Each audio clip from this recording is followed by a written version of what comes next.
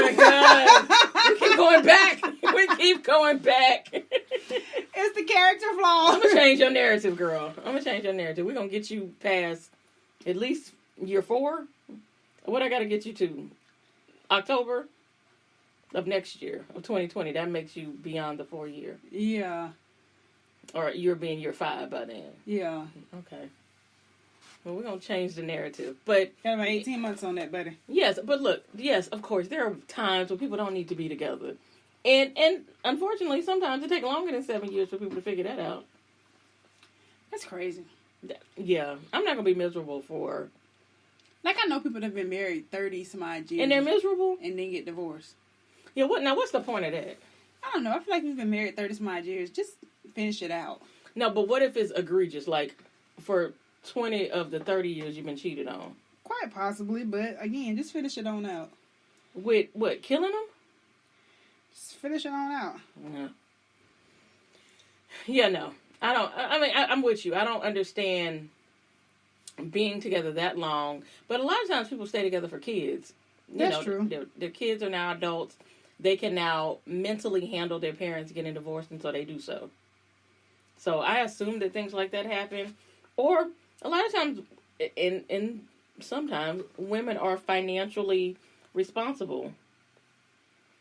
And they can't, they can't branch out on their own. They just financially cannot do it on their own. So they determine that I gotta stay here or else, I starve. True. Yeah. I just blew your mind, didn't I? Yes, you did. We might have to take a pause break for a second. Like an odd number. But, all right, so let me look at some of my other tips. Number 2. Okay. Remind yourself why you're grateful for your partner. Then let him or her know. I ain't got time to do all that. You know why I'm here. You know what? I can see that. Because sometimes we opposites. We're so opposite. Because sometimes, we do just kind of take them for granted and just kind of be like, whatever, dude.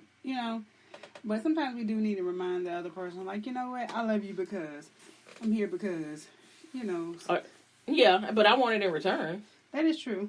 I want it in return. I don't want to always be the one that's like, yeah, I need to reaffirm you. Right. Because that gets exhausting. What is you looking at? Oh, I got you. All right, so remind yourself that, okay, so tip 3. No, I'm not taking up this. Take up one of your partner's interests. What does that have to do with the 7-year itch? He been doing something other than I've been doing for the past 7 years? Hey, I don't know what they do. No, I don't like that. Look, my 7 years not going to last. Okay, now this is a good one. This is probably the hardest one to work on. Let go of the need to have a perfect relationship. I don't even know what that is. The fairy tale of it all. I gave that up a long time ago. How did you give that up? It just clicked one day that I'm not Cinderella. He is not Prince Charming. We are not going to live happily ever after. In that sense. Yeah, but we're going to make the best of it the best way we can and just go there. Yeah, you know what? I think now social media has ruined that for everybody. Yeah. Everything you see of these families are these perfectly staged photos, these perfect vacations, perfect dinners, great holidays, things like that. Perfect homes. Yeah, perfect homes. They're getting in the perfect car. Their kids got on the perfect clothes. They perfectly ironed. And so we all try to achieve to that perfection, but time that flash goes off, they go back to misery. I believe you're right on that. Yeah. Like, those are probably some of the most unhappy people I've ever met in my life. And, and we all share things on social media, of course. We all do that. But there are some people that have made their entire life a storybook, so to speak. Like a story brand. Mm-hmm. Now there's the holiday. Now there's I hate to say it now, here's the anniversary. Here's having the child. Here's renewing the vows. We're going on family vacation now. And now it's all of these perfect things that you think they're happy, but they can't attain. They really ain't. All right, y'all. We are going to take a pause. For the calls. Well, as soon as... Disregard. Y'all know we always got something. Well, we had to find something. There we go.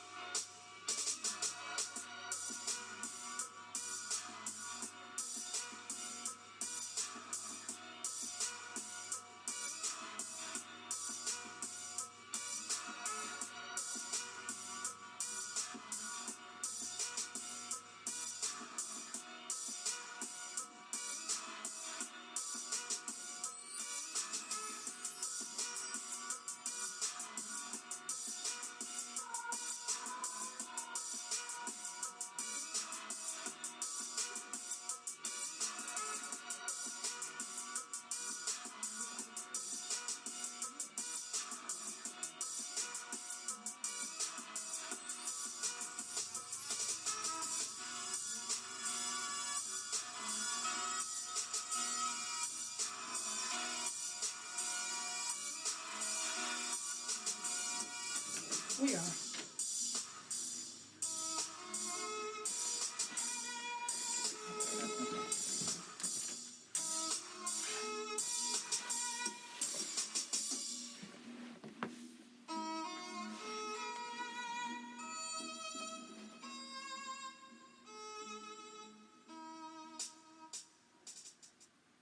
All right, y'all. Tell them who that was.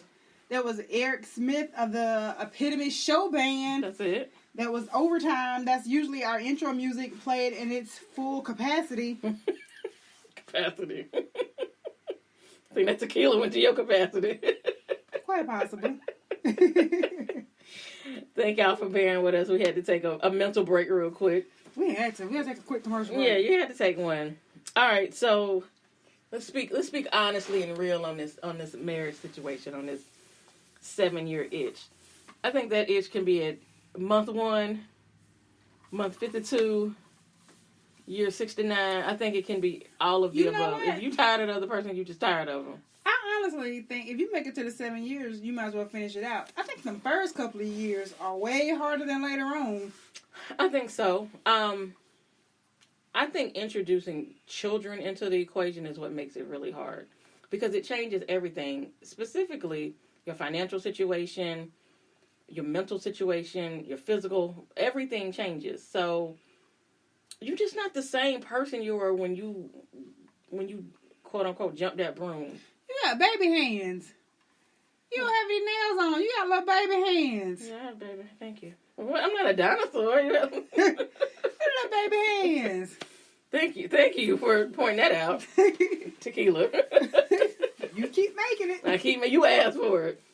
But yeah, like you said,